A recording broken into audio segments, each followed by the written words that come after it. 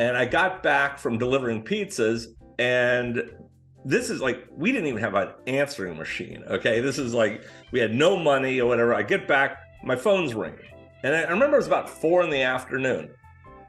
And I pick it up, and can I speak to John Altschuler? I go, this is he. And he goes, this is Maddie Simmons. No, it's Rats. I think it's Rats. This is Rats Sullivan. And he goes, money talks. What have you got? Okay. I'm like, what? He goes, I got your dollar bill right here. What have you got? You're listening to Screenwriters Need to Hear This with Michael Jamin.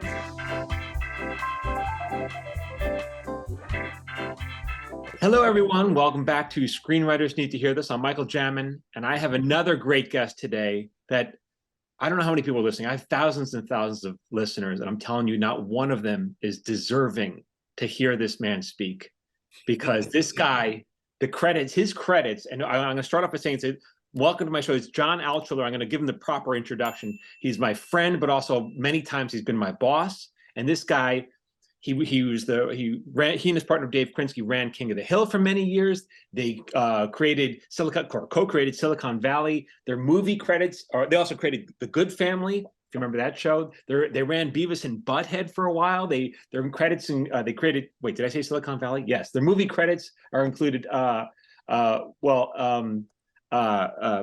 Geez, John. I'll tell you, Blades of Glory. That's what I was. I'm putting my tongue. Blades of Glory. But also produced Extract, and they ran Lopez on I think that was TBS. Where was that? Yeah. That was Viacom. Yeah. and I worked on it. I don't remember what network. But John, thank you so much for coming to the show. This is gonna be a great one, because John is one of first of all, let me start from the beginning, because I'm not even sure if I know all this. Like, when did you decide you wanted to be a writer? It's interesting, because I think I would say when I was 10 or 12, I was one of those kids from our age that comedy was everything, okay? And back then, you had 3 networks, and you were just like, oh my God, George Carlin is going to be on this show, and you just get 10 minutes of it, And so I always loved comedy, and I always kind of loved the deep dive into comedy. And then, so it always was kind of important to me. And then I went to the University of North Carolina, and I majored. My dad, I come from an academic family, so I majored in anthropology and economics, but I was really interested in writing. Now, my thing was, well, I didn't think that I should major in writing for screen, whatever, because I kind of thought you learn by doing, and I wanted an academic degree. But what happened in college is that at Carolina at the time, we had an incredibly bad communications department, okay? It was so bad that I'm not making it up. They had equipment in the basement that students weren't allowed to use because they might break it. Yeah. Okay. Literally not allowed to use it. Okay. So, but this these people who I knew started STV student television using cable access because they have to provide it, and Dave and I and our friend David Palmer were just vultures. And like, all these guys did really hard work. They got the campus to, the university put up money, and they got cable, and we just showed up and took all the cameras and filmed our stupid comedy show. I didn't know that. Probably you're familiar with Friday the 13th, the stage musical, and Bonnie and Clyde and Ted and Alice, and Point and Wave. This is obviously, because I don't know this because I haven't visited the Library of Congress recently. Yes, with the Smithsonian. But so with these were single camera shows that you acted in. Did you act in as well? Oh yeah. It was me, Dave Krinsky, and this guy David Palmer, and we did a half-hour comedy show just while we were in school. And then when we graduated, it was I was like, well, I had an econ degree, which means, and not a graduate degree. I didn't, so it's kind of like, well, you go work as a teller in a bank. There's not much you could do. And I was like, you know what? I think I'm interested in writing. And my mom, she passed away like going on 99 years old. I was like, I think I want to do it. She goes, well, why wouldn't you?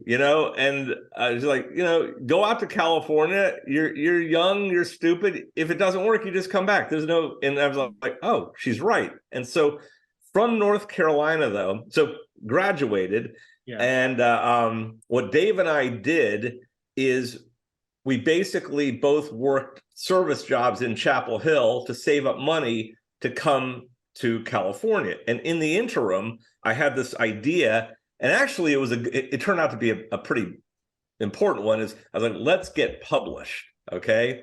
Now back then they had these things called books. Okay. You didn't have the internet, and you went to the library, and it was a book called The Writer's Market. And it was, it was every magazine and what they're, so we're looking up, well, where could we get comedy stuff published? And there weren't many outlets. There was just National Lampoon was the only national humor magazine. Playboy did humorous pieces. And then after that, it was just porn, because they were all trying to maintain First Amendment cred. So they would publish articles. So like, I remember there was like something called Nugget and Smut in the Butt. And we were like, okay, let's start with National Lampoon. And then when we get rejected, we'll end up hopefully getting published by Smut in the Butt. Okay. So what happened is that we started with National Lampoon. So I find them in the writer's query, and I mean, the writer's market. And it says specifically, National Lampoon does not accept any unsolicited material. Right. Okay. So now you probably know this, but I'm a little off the beaten path kind of guy. And so I'm like, well, Dave and I had come up with a bunch of ideas. And so what I did was I put a letter together and explaining in incredibly snotty, sarcastic terms how important you are at National Lampoon, and your time is so valuable. So here I'm enclosing something for your time. And I enclosed a $1 bill with the letter. And I sent it to the managing editor, Chris Simmons, and then his son, Matty Simmons. No, Matty Simmons was the managing editor. He invented the diner's card. Okay. He invented the credit card, and then bought National Lampoon as a lark. Oh, wow. But Matty Simmons, Chris Simmons, and Ratso Sloman. So I sent it out, and I swear to God, I delivered pizzas and worked at a Chinese restaurant as a waiter. And I got back from delivering pizzas, and this is like, we didn't even have an answering machine. Okay. This is like, we had no money or whatever. I get back, my phone's ringing. And I remember it was about 4 p.m. And I pick it up, and could I speak to John Altschuler? I go, this is he. And he goes, this is Matty Simmons. No, it's Rats. I think it's Rats. This is Rats Sloman. And he goes, money talks. What have you got? Okay. I'm like, what is, I got your $1 bill right here. What have you got? And so right off the bat, I just started pitching, and he goes, okay. We had one idea about, there was this woman named Kathy Evelyn Smith who went to jail. She was the one who was with John Belushi when he overdosed. Okay. Now, he was a freaking drug addict. He was going to die. Okay. But they blamed her because she supplied some drugs and And so the thesis of the article is that she was getting out of prison, and Hollywood was terrified because of her abilities to make them do things they don't want to do. Like Richard Pryor said, she made me set fire to myself freebasing. And they're all like, so they liked that. So wrote that, and it got published. Now, back then, National Lampoon was a big deal. Yeah. Animal House had come out just a few years before, National Lampoon's Vacation, and Stripes, all in a freaking row. So us being published by National Lampoon, coming out to Hollywood, it opened up huge doors. I mean, go ahead. No, I didn't know. I'm surprised. So what kind of doors did it open? Well, like, for example, okay, so you can't be shy. Okay, it's simply, nobody's going to do it for you. As I sometimes tell kids, nobody wants you here. Nobody wants you to do. There's plenty of people doing it. Nobody's looking for, let's get one more. Okay, but I gotten the name of an agent at CAA, Lance Tendler, and Lance Tendler was in the music and to see, but I didn't know anybody. Right. So I said, and here's the thing: if you show some manners and take a little bit of time, it's a big deal. So I sent a nice letter explaining, well, this is what we're trying to do, and he ended up giving it to a colleague, and the colleague said, well, CAA was that's where I am now after 30 years, but at the time, they were the biggest deal. Like, nobody could get rep by and blah blah. But they offered to pass our material on, and one of the people they passed it on to was a producer named Neil Moritz. Now, Neil Moritz ended up producing all the Fast and Furious movies. Right. Okay, and he had not gotten a movie made yet. And so he loved National Lampoon, and he jumped on it. So our first producer was this guy, Neil Moritz. And our first agent. No, he was a producer. Okay. The agent sent our stuff to him. Oh, I see. Okay. And so that was kind of an in, and he was a hustler and kind of new. And he's actually a nice guy. He really is. Like, he's very Hollywood, but kind of in a way that you miss. But right. he wasn't toxic. He was like a good sort that really wanted it to work out. And so that was our in. And then it's kind of funny because we were we moved to Burbank, California, and Dave and I, my partner, we got a 2-bedroom, 1-bath apartment in the Valley, $625 a month, no air conditioning. Okay. Right. And it was freaking brutal because, you'd have, yes, I can imagine. Oh yeah. It'd be like 100 degrees and, and I worked room service up at Universal, and Dave was a bellman, and I finally got a connection after 6 months of being a PA on a movie, and that was like huge, like, right. Oh my God, so I'm a PA. And what movie was that? It was called Miracle Mile, and it was not a good movie, but it was directed by a really nice guy, talented writer. Actually, some people like Miracle Mile. I don't know, not me, but he was a good guy. His name is Steve DeJarnette, and he ended up being like, I just sort of worked, and he was a good sort, but that led to being a PA on a movie called Torch Song Trilogy, which was produced by Howard Gottfried. Right. And Howard Gottfried produced Network and Altered States. And so there's something that Dave and I learned is that I'm really cheap, okay? Because I came up with no money, didn't have wealthy. It was all, I was on my own. Now, my parents were great, just didn't have money, okay? Right.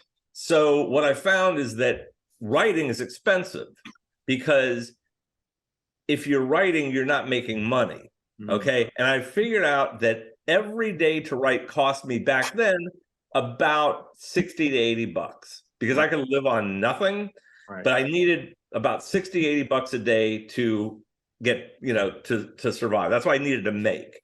And what I found is I would work these PA jobs, and I found that I could work for a month to write for a month. It was almost 1-to-1. And it was interesting because when I was I've said that 3 times. It was interesting to me, that when I was working as a PA, I also tell the youngins this, is that if you are a PA, just don't be insane.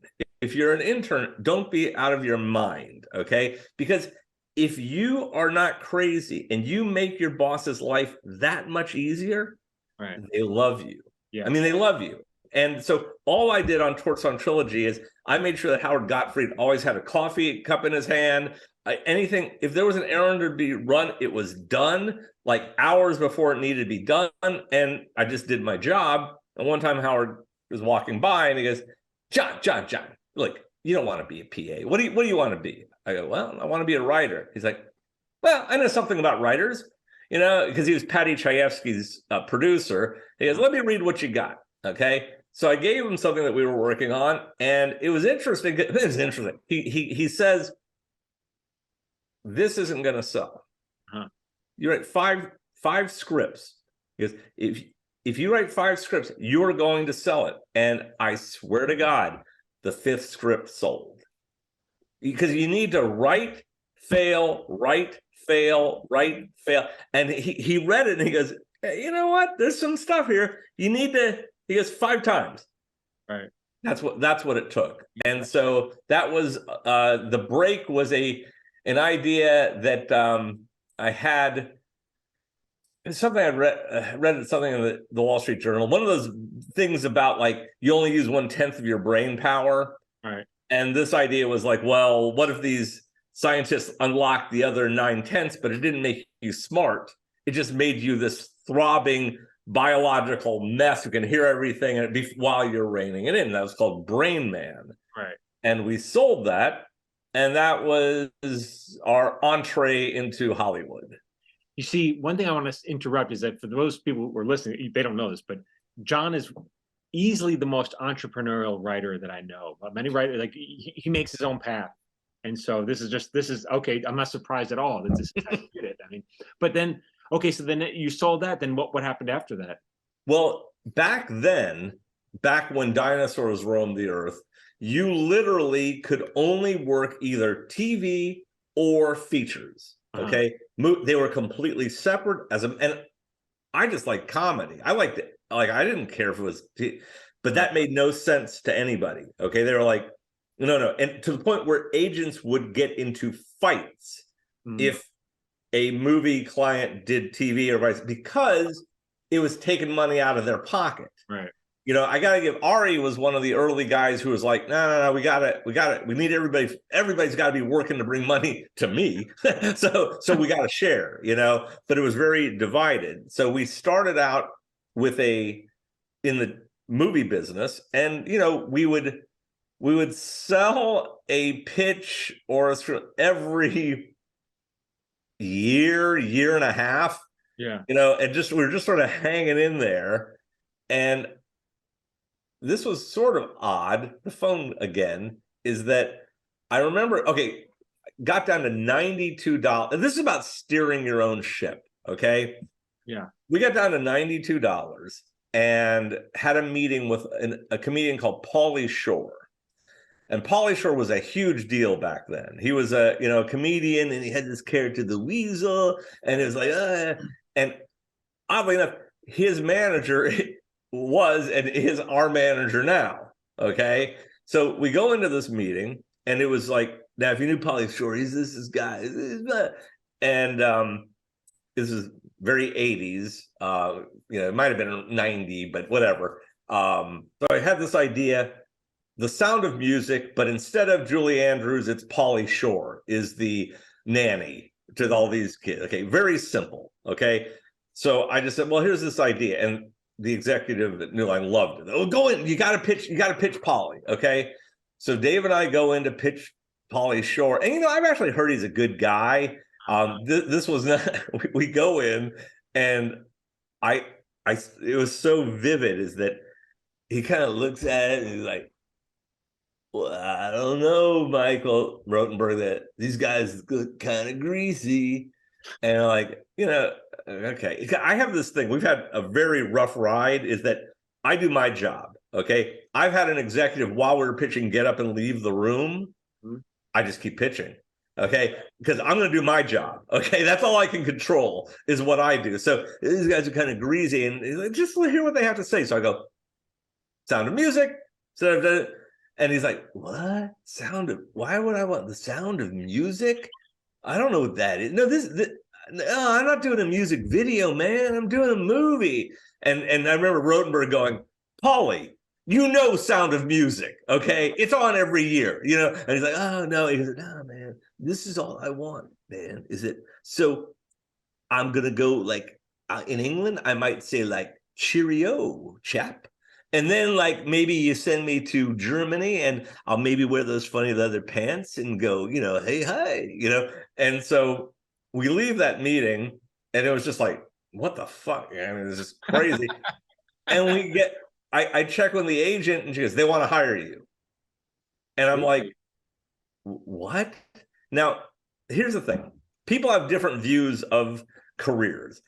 I've always believed that if I made one misstep, my career's over, because I'm kind of a snob. So I'm kind of like, well, and I was sitting there going like, well, I know who does Pauly Shore movies. Okay, I can't be the guy who does Pauly Shore movies because I didn't drive, my car didn't have air conditioning either, across and work for 3 years as a PA, break in to be that guy. Now, I got nothing against it. There's a place in it, but I knew that I would never, ever get out of that. Yeah. Okay, some people can. Some people can then, have Academy Award winning careers, but not me. I knew it. So I said, well, told the agent, I don't want to do it. And agent told me, she says, don't worry. Okay, so what do you mean? Okay, what do I do? She says, I'm going to ask for so much money that they'll pass. No problem. Because now this was for New Line Cinema, who Dave and I literally moved the furniture into their offices. Okay, wow. When I was a PA for Torch on Show, it was for New Line, so we sort of knew these people, and so I get again with the phone call. I get a phone call and I pick it up, and it's a guy just starts yelling, "Who the fuck do you think you are? Who the fuck do you think?" And I'm like, wait. Is this John? And I'm like, yeah. Who the fuck do you think you are passing on Pauly Shore? I'm like, we didn't pass on Pauly Shore. He goes, oh yeah, like we're gonna pay you $400,000 fucking dollars. No fucking way. You're gonna do it, and you're gonna do it for what you should get paid. And I'm like, we didn't do it, okay? And I'm glad that we didn't do it because it would have been probably the end of, who knows? You make with whatever you do, but we ended up not doing it. And then went back to being a PA, and I never had any doubts about it. But then what happened is an executive at HBO named Carolyn Strauss, who actually was a producer of Game of Thrones. And she was the head of HBO for a little while, and she was the head of their scripted. And she really liked a screenplay that Dave and I wrote. And she said, hey, would you consider working in television? And Dave and I are like, well, yeah, nobody will let us, and she's like, well, if you'll consider it, there's a new show that HBO has with this writer, Adam Resnick. Now, Adam Resnick, as I said, may be the greatest guy I've ever met in Hollywood outside of Michael Jamin. Yeah. He's extremely funny, extremely talented, extremely nice, okay? Yeah. Everything you want, okay? So we get on the phone with him, and we basically talked about The Godfather for an hour and 15, and I get off, and we only had one phone a day. What do you think? He likes The Godfather. And I like The Godfather. I think, I don't know. And then they say, we get a call. He wants to hire us.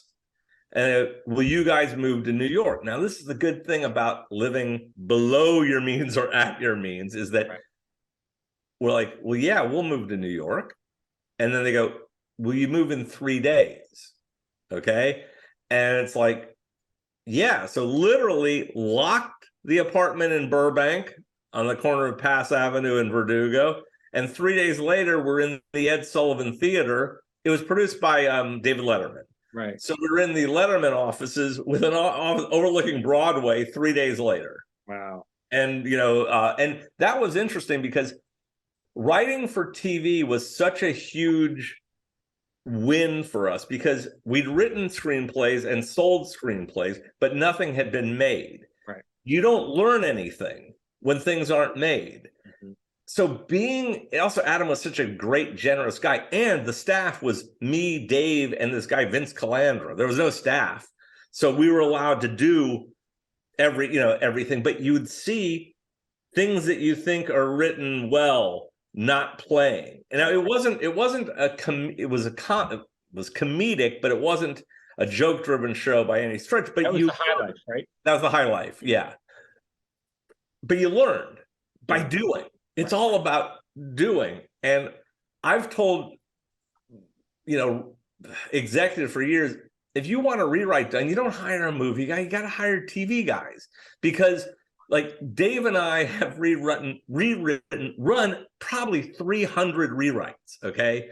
That means you put it up there, you keep what matters, you lose what's screwing things up, and you got to make it better, okay? And I think we're particularly good at it. Of some people, the only way they know how to rewrite is by throwing everything away, which is a waste. Right. It's a waste of time, and you lose good things. But if you want to have your movies rewritten, hire TV writers, because what Dave and I learned through working in TV is you just see it again and again and again. And I always tell people, like, the most remarkable thing about comedy is that there is something that Dave and I ran King of the Hill for 8 years, and there's both sides of it. Is that, we're the last decision makers. Okay. So there are things that we are convinced are going to kill. Okay. This is so freaking funny. We can't wait. And so the table read happens, and everybody, and you're not laughing. Okay. And you're like, what? Because you can't make yourself laugh. Yeah. There's one guy who worked on King of the Hill, and he had this trick. He sort of very nice guy, but very political in a way that he knew how to go to make a laugh happen. I think you learned that on SNL or something. And that would come, but you can't make yourself laugh. And then on the other hand, there'd be a joke that I would condescendingly agree to put on, and Dave, shall we slum with this? And then the roof comes off. Yeah. And you're like, you just don't know. It's dark magic. I mean, not dark magic, but you joined King of the Hill, was it season 2 or 1? Season 1. We came in during the first, the first run. They were just they had broadcast 1 or 2 episodes, but in animation. So we worked on episode 3 for all, all through. And this is awful, but Dave and I, we're the only ones who worked on that show, except for, the actors, 13 seasons. Dave and I are the only ones, like, beginning to, it was a lot. And tell me about, because I was there for it, but when you guys got the bump to run the show, that's a big step in any writer's career. Well, what it boils down to is you should always be ready. You just got to be ready. And what happened? The wheels had come off King of the Hill for various reasons, and the episodes simply weren't being delivered. It was they were going to cancel the show, and it was a very weird combination of, we were working these incredibly long hours. One time, like, almost, I think we worked 3 days without going home one time, 2.5. And I remember they were jackhammering in the lobby while we were trying to sleep on the 4th floor. Yeah. Remember that? Oh my God. Yeah. So it was just awful. And what Dave and I, we just wanted to go home. Yeah. So we just, on our own with a few writers, let's go write an episode, because it just wasn't happening. And so we wrote an episode. And what's interesting is that the show was going to be canceled, and they had no choice because there was a script. We got to do it. And it played great. Right. And so then, they needed another script, and they needed another. And what happened, and this is because of Mike Judge, is that we were just doing it in the, like, let's go get it done. And it was so gratifying because we liked the show a lot. Yeah. We loved the show, and to see it go off the rails, to get it moving again. And basically Mike Judge found out that we were writing all the scripts, not by ourselves, right, with all the you were there, with all the writers just putting, and they he just said, I'm not doing another year unless John and Dave are running the show. Right. Now, we were very low on the totem pole. Okay. We were co-producers. You were co-producers at that point? Yeah. Okay. Believe me, I know, because it turned into a big problem with Fox, because we saved the show. All we asked to take over and run it was to get paid what other people have been paid. And they're like, well, no, we'll give you a 15% bump from co-producer. And you're just like, no. Hey, it's Michael Jamin. If you like my videos and you want me to email them to you for free, Join my watch list. Every Friday, I send out my top 3 videos. These are for writers, actors, creative types. You can unsubscribe whenever you want. I'm not going to spam you, and it's absolutely free. Just go to michaeljamin.com/watchlist.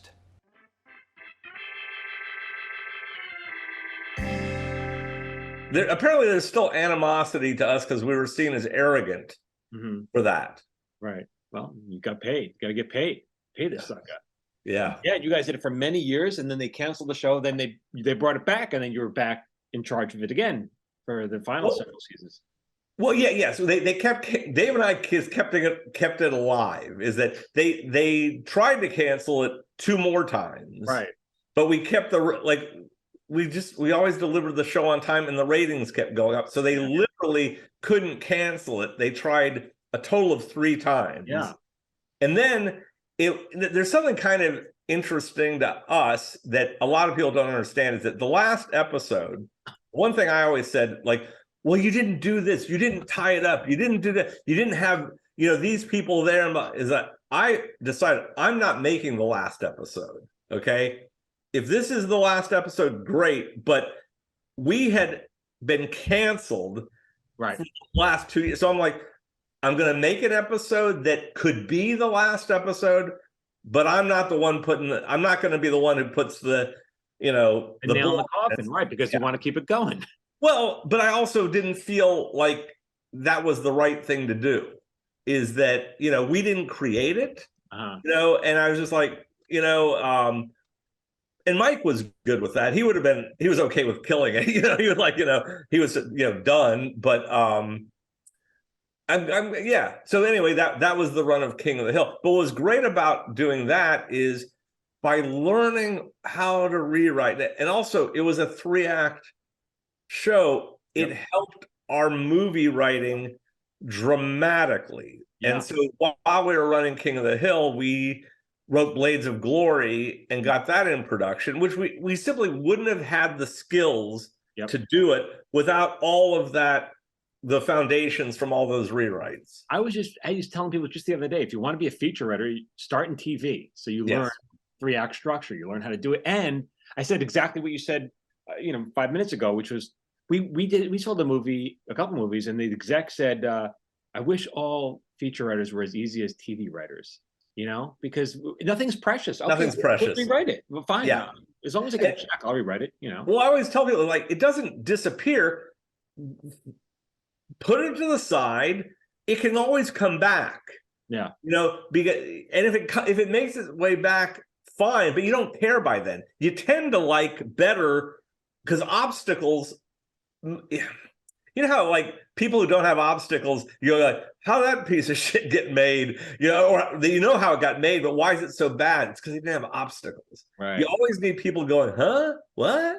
Right. Wait, because then you got to justify yourself, and then you got to bulletproof it, and you got to try harder. That's how something gets good.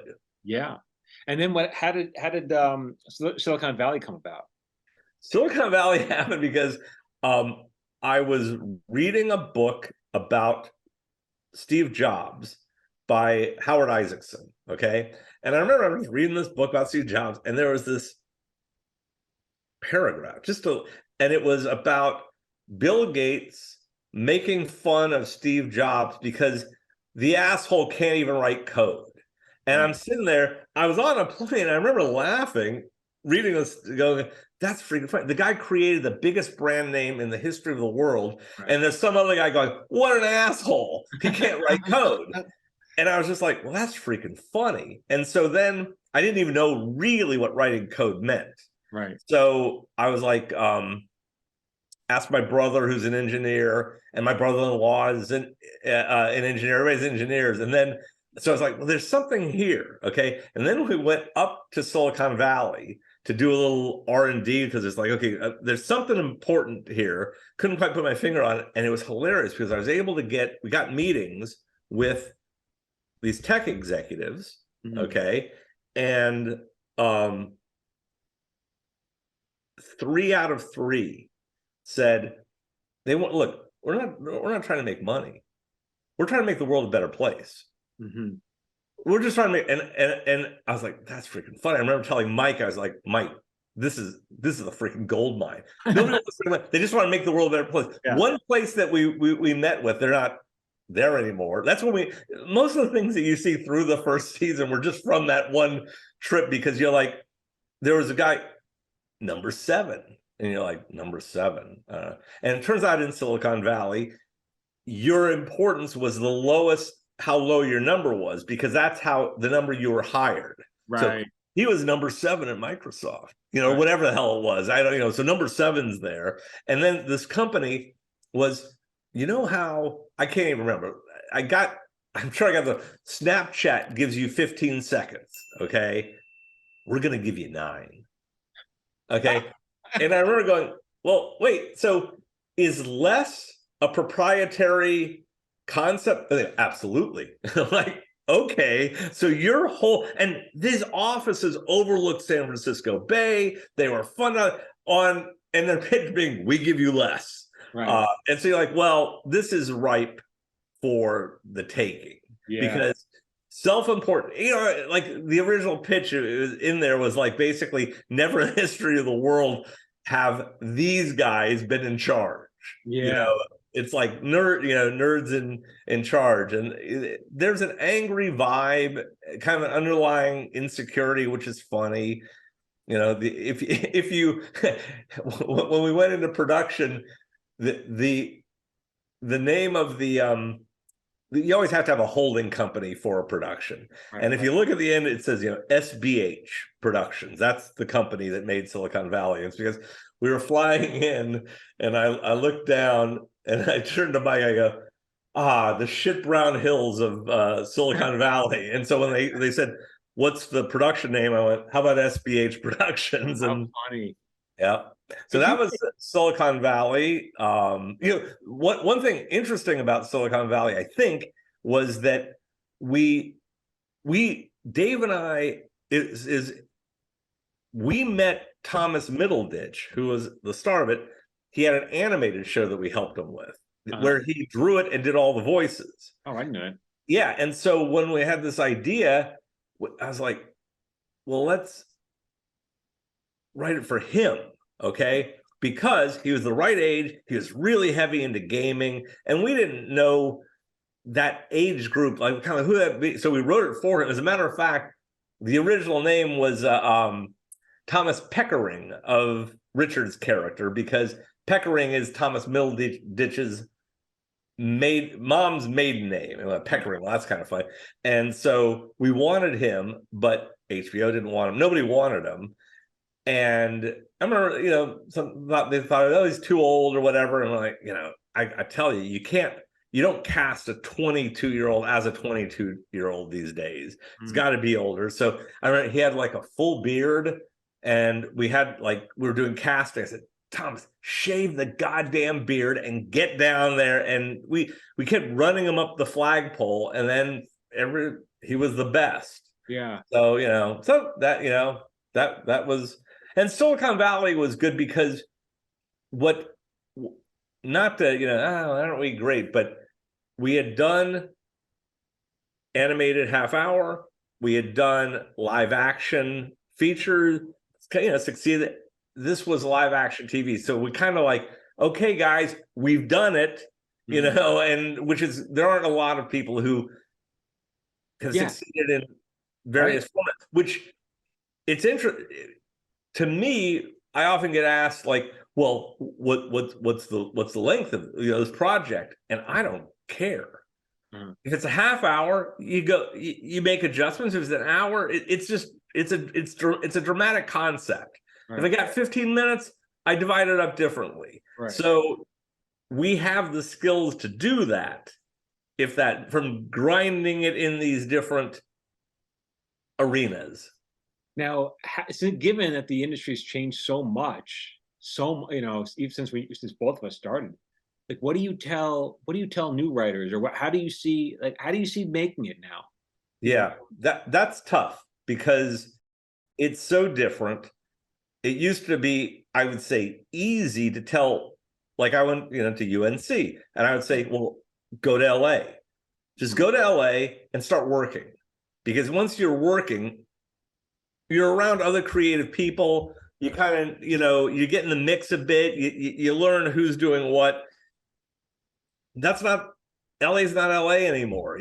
People are in Atlanta, people are in New Mexico. Everybody's spread out. Mhm. So, and then the biggest difference is that you would write a spec script just to show that, like in TV or even in features, you would write a feature script to sell for $1 million.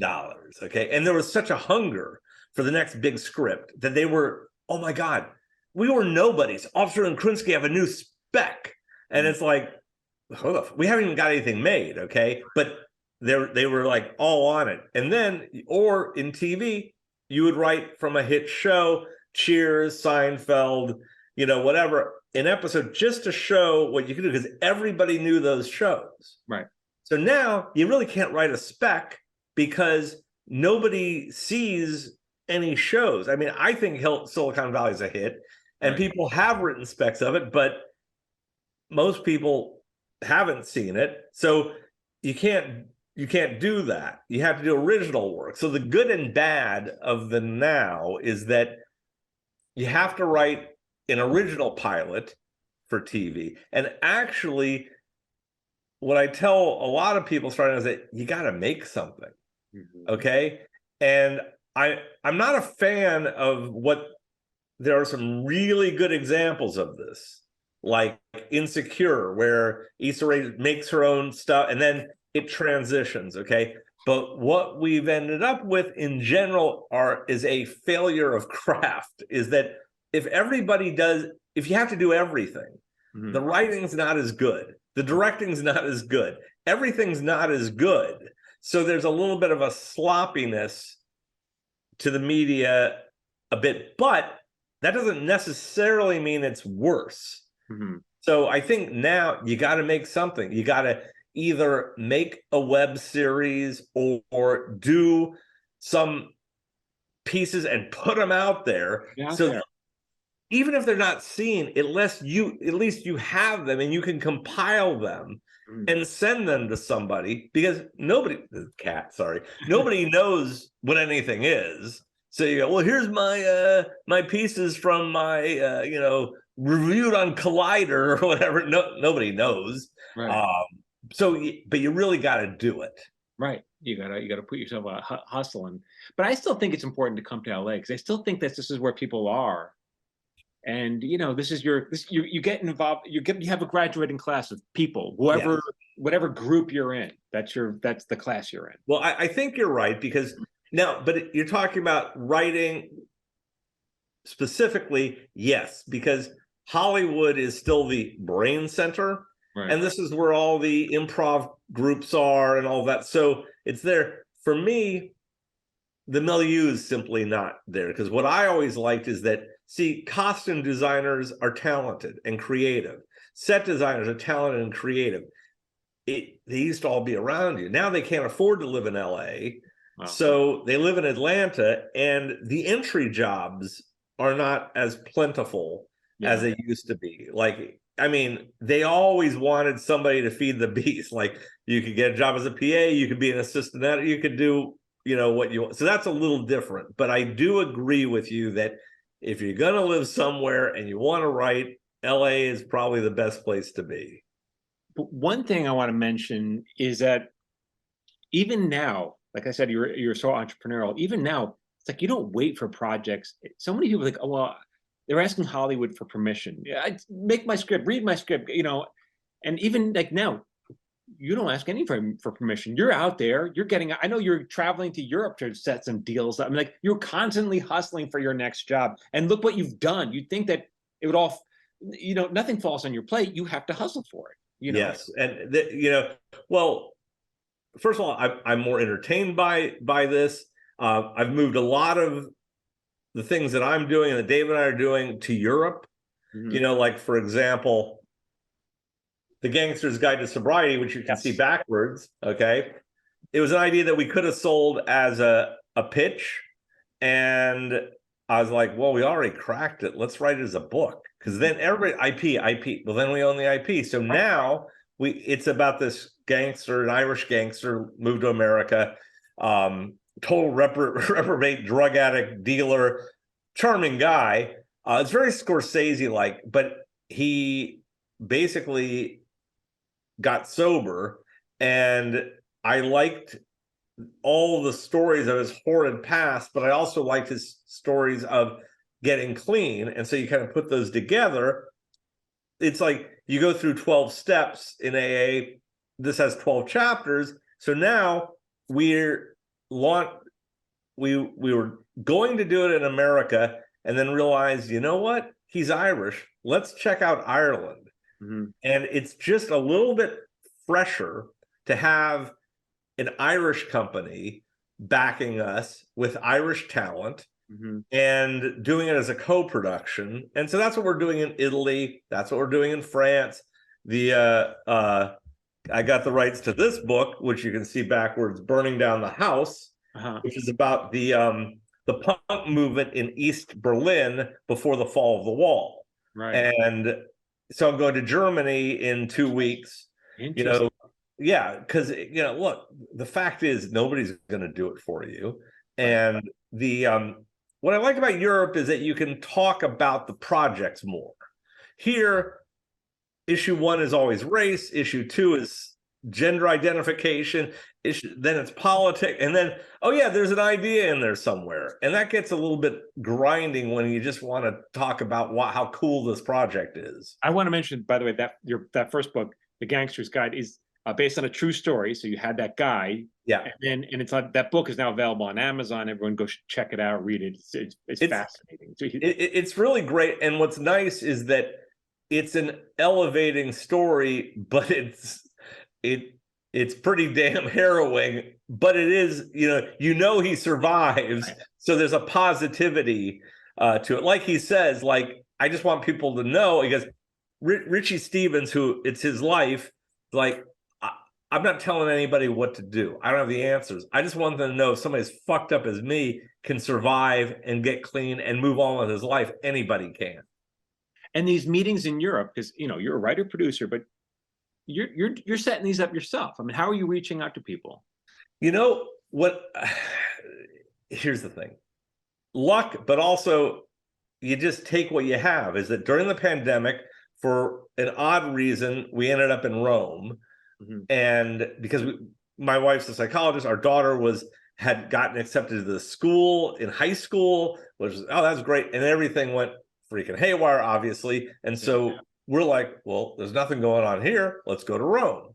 So we're in Rome, and it's all locked down. Yeah. And somebody goes, oh, you should meet this woman, Kissy Dugan. Now, she was a stand-up comedian in LA. She's lived in Rome for over 20 years. She's married, has 2 kids, and I connected with her, and she started Women in Film for Italy. Oh, wow. And then I start kind of going, wait, what's missing here? And I'm looking at Italy as a marketplace, and I'm in it. Yeah. And people like me usually aren't there. Right. So people who go to Europe don't tend to have credits they recognize. Yes. So well, they recognize you. I mean, not you. They recognize your work. They recognize my work. Right. Yeah. That's not who usually shows up. Right. Usually it's people who have failed and are trying to go, oh, whereas I'm going, you know what? What if we do this as an Italian-American co-production, but Italy first? Like, these twins who I work with a lot, one of them lived in Bologna for 7 years working at Ducati. And his job was to come in and help turn Ducati around. Now, if you spend any time in Italy, it's wonderful and ridiculous, because they are the most inefficient society and the most blessed. So you sit there and you go like, well, they got to change, but they don't want to change, and they don't know how to change. Right. And that conflict makes for a really good comedic stew. Interesting. So, like we took a biotech project that was really ripe for America, and we're like, you know what? While I was in Europe, went to London, met with this great company called Rough Cut, and he's like, it's biotech, do it in Cambridge. So we're like, okay, let's set it in Cambridge, because it's a little more, sounds jaded, but we've kind of it's not that we don't love doing stuff here, but we've done it. Right. You know, so it's kind of like, all right, well, let's do another TV show here.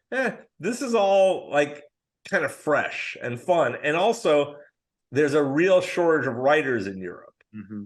So you're kind of like, okay, you know, it's just a fun vibe. Like why I like talking to students is why I like being in Europe, is that there's kind of you're bringing people along for the ride.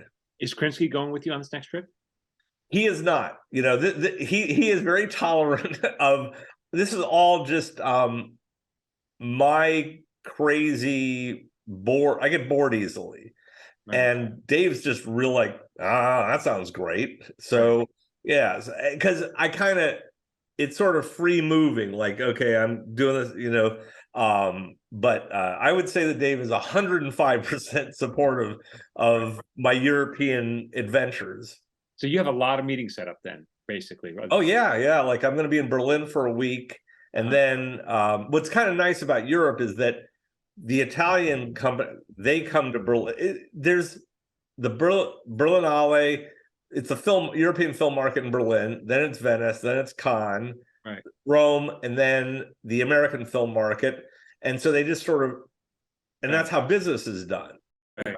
So I work with this Luxembourg producer, Bernard Michaud. He has he got 2 Academy Award nominations for a documentary called Collective that was great. And there's a good chance he'll get an Academy Award nomination for his new movie, Corsage. But it's all fun. Yeah. I mean, I know it sounds stupid, but you know, I didn't drive a car without air conditioning across the country and then work as a PA 3 years to be miserable. Right. And, right. You know, we've, I don't know if this is untoward, Michael, but I've had this conversation where you do everything possible to figure out how to break into the business and then everything possible to figure out how to get out. Yes. That's, I mean, I've heard, yes, there's some truth to that. That's so funny. Wow. This is so interesting. So is there any other advice you can share with people who are listening to this? I mean, I think you're such an interesting person to talk to. And like I said, you've been a great boss, but a great friend over the years. But it's because you also, like I said, have this entrepreneurial spirit where you're not doing it the way everyone else is doing it necessarily. So, well, you know what? Here's the thing. On one hand, being off the grid in my outlook has sometimes hurt Dave and I, because I kind of lead, you know, and Dave is okay with that, you know. But as Dave points out, we wouldn't have anything if you didn't kind of like, well, even comedically, you worked on King of the Hill with me. Everything has to be turned on its head. Okay. So if you got it, everybody thinks this, well, no, let's do that. And to me, that's the essence of comedy. That's the essence of drama. One of the problems I have with entertainment now is that there's this weird belief that there's a right and a wrong. And I always go, everything's wrong. You know, you think this is good. Guess what? You think it's bad. Guess what? And you're throwing curveballs, which is what I like to see. I like being surprised. Yeah. So the only advice I have is that it's what you always hear. Well, write what you know. What the hell does write what you know mean? Well, now more than ever, it has to be specific. It has to be your story, your journey. It's the only thing that you own. Is your mindset and your experience. So you mine that. Now, Jamin, you probably had to listen to, I talk. And one time Mike Judge goes, we got 150 episodes out of what pisses John Altschuler off. And it's kind of true. Did he say that? Yeah. He's like, because I'd sit there and I go, God, you know what? Veterinarians, they piss me off. And so I funnel my experience of taking my cat and them going, well, 150. Wait, do what? That's so funny that he said that. But that's always been your take. It's even on Lopez when we worked together. It's like your take on what's going on in society. It was like and the absurdity of that. Well, everything is absurd because people sometimes the the tone of what we do doesn't make sense to people, because if you read just the synopses of King of the Hill episodes, someone would sound pretty horrible. They'd sound like offensive, but we're not in the offensive business, okay? We're in the entertainment business. And so if there is a message, it's got to be at least 2 or 3 levels deep. Yeah. You know, that's another problem, is that people are coming out swinging with like, well, this is my episode, this is my series about racism being bad. Well, that means that you're under the impression that there is a large population that thinks racism is good. Right. Okay. Well, that's because you don't know anything. Like, I lived in a trailer park, and actually we have a project at Imagine based on when I was 15, I lived in a mobile home that I owned by myself, and I didn't see how the other half lived. I lived how the other half lived. And guess what? They're not a bunch of racist, horrible people that are going to shoot. Now, they may shoot you, but there's a good and bad to them running around with guns. You start going, you know what? There's a human experience that is universal. And one of the problems is everybody these days has their team, and I don't like teams. You know, I really hate teams. I don't think, liberals, they drive me fucking nuts.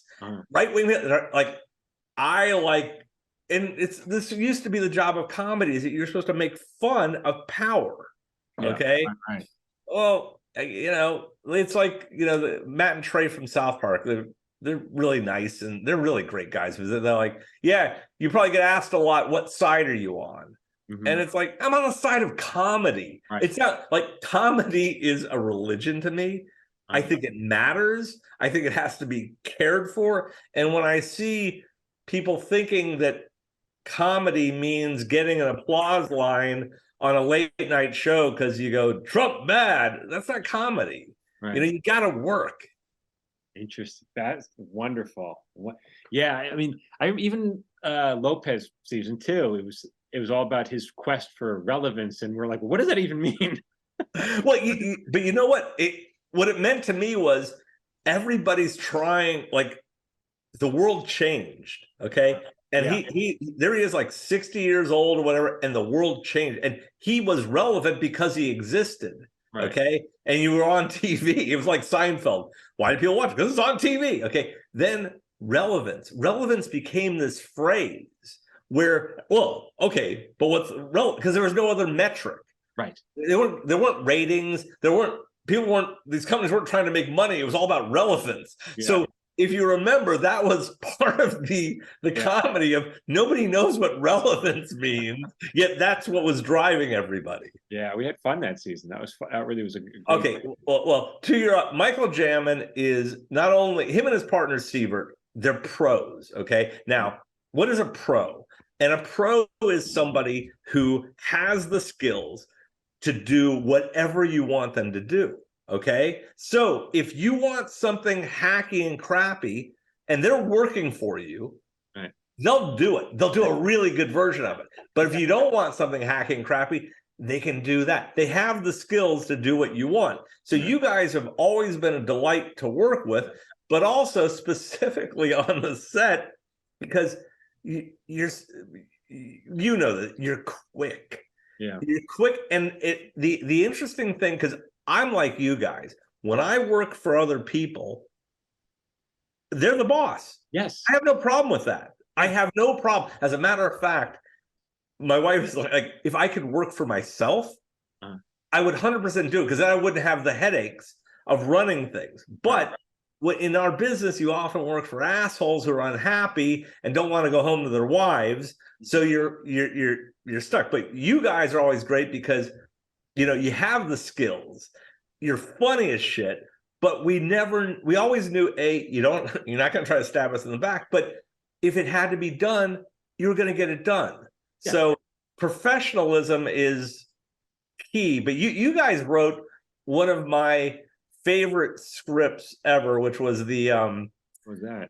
The murder of the garden gnome. Now, if you read that, you should reread it, because you did not understand how good it was. I remember you turning it in like, and you know, everybody's self-effacing when they turn something in, but you were like, you know, you and Steve were like, oh, whatever. And if you reread that, you could be nothing but proud because it's like a noir story. Yeah, It's it had a turn there. crazy, and it just builds and builds to the point where Bobby and Hank have murdered this thing and they got to cover it up, but it's beautifully written. And Hank is selling out his son. Exactly. You know, but you took them along for the ride. So yeah, no, you guys are you're truly, I don't know, pros. I say this a lot. It's like the job of anybody who's not the job of showrunners is the hardest job there is, and it's stressful. And so everyone else's, my opinion of everyone else's job is to make the best version of the show that the showrunner wants to make. Right. And everything else is subjective. Who's to say it's better or worse? It doesn't matter. Your job is to serve the showrunner. They get to decide, and great, it works out great. If you can, as soon as you can accept that, you'll be happy. Well, and that was one of the big problems in our industry is that nobody knows how shows get on the air. Mm-hmm. So they don't realize that when you get right down to it, if you're going to hire somebody, all that matters is the showrunner, right? Because there are great writers, but you don't know how the script got there. So many people have gotten good jobs off of scripts that Dave and I had to write from beginning to end, but our name's not on it. You know? I've heard that complaint from other showrunners on other shows as well. So you're not. So what happens is, like, remember, everybody off of Seinfeld got these huge deals, but all that matters is Larry David.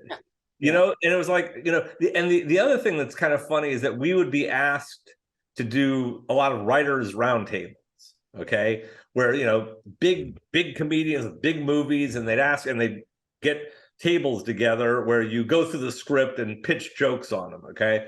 And hey, do you know some good people that you could bring in? I go, well, yeah.